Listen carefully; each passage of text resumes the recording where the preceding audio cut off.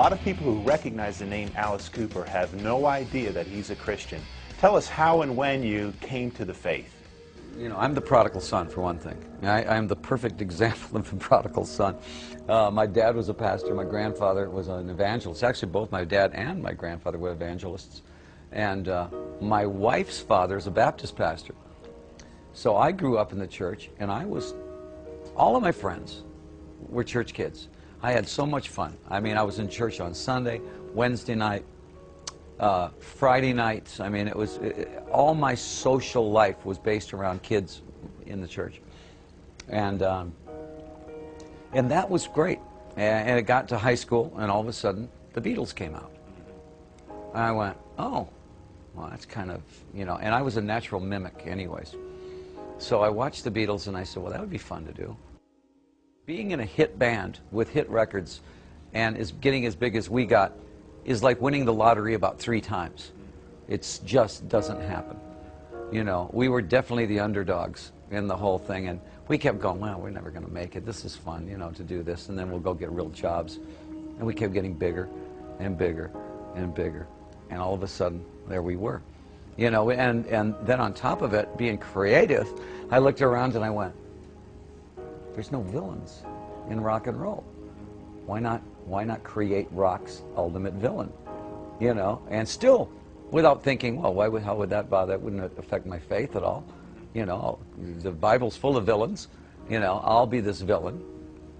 And I gave Alice his perimeter, you know, his areas where he wouldn't go past. And I still find songs that from the first albums that are totally got Christian, all kinds of Christian bywords going all the way through it, you know, because it comes out of you what's in you.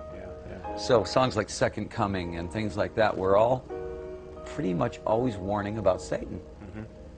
That's really the core kind of message that's in the music, isn't it? It always has been. Yeah. And the weird thing was, even though my image was the most scary, I terrified TBS, I think.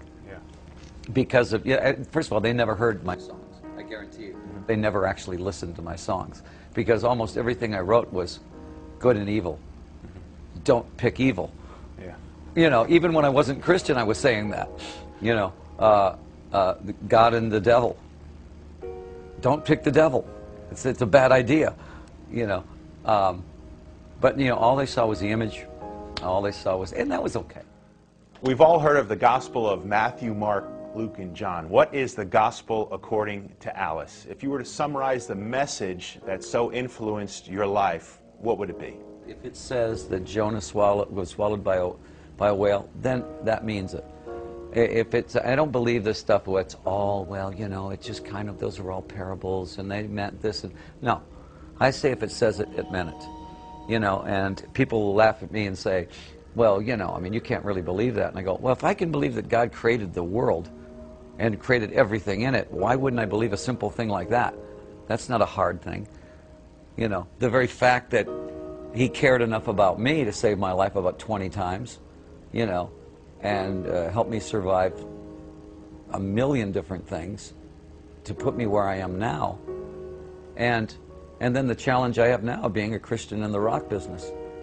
You know, he kind of put me in the Philistines, in the camp of the Philistines, which is okay. What's that like? Well, you have to live your life every day.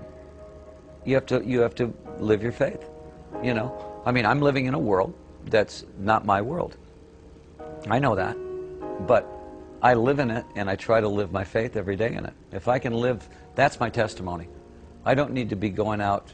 If somebody mentions, you know, my faith, I definitely talk about it in interviews and things like that. I mean, I'm very open about it. I'm never under a quilt about who I am.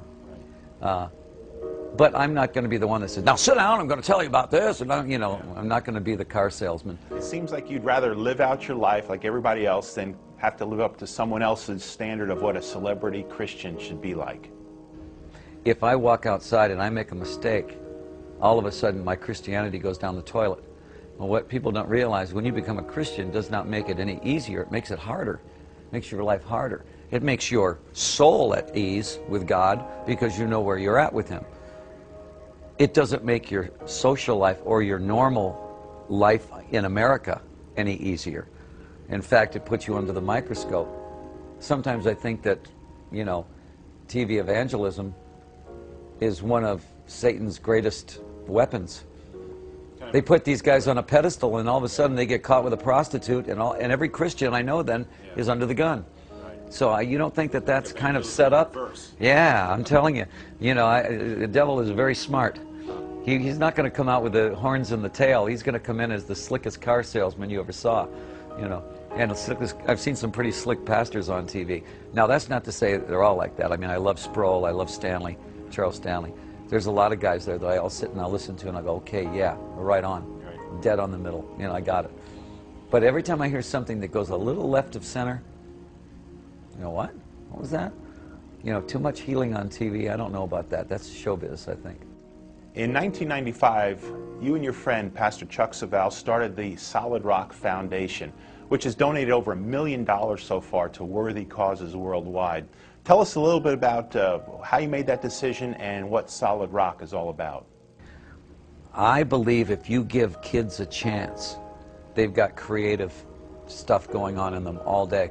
If they get home from school, a kid's got his books, he's 13, he's going home from school, his dad's a crack dealer, his mom is on the street somewhere, my brother and sister are both gangbangers, and this kid's going, I don't have much of a choice here, do I? Well, let's give them a choice. Let's give them a place to go where they can go learn guitar. They can learn bass. They can learn how to write lyrics. It can be vocational. They can play basketball. Yeah. They can do any of that stuff under the guidance of Christian businessmen and Christian people that don't want anything from them. Right. We don't say, okay, now you have to learn these Bible verses. And anything. We're not asking anything. All we're there to do is to take care of them. And that's the best way to show who we are, you know. So give these kids a safe place to go. Give them some creative outlet and have counselors there. Right now, we're kind of looking for those Christian guys that have got a lot of money that want to put it somewhere. You can't get any better than this.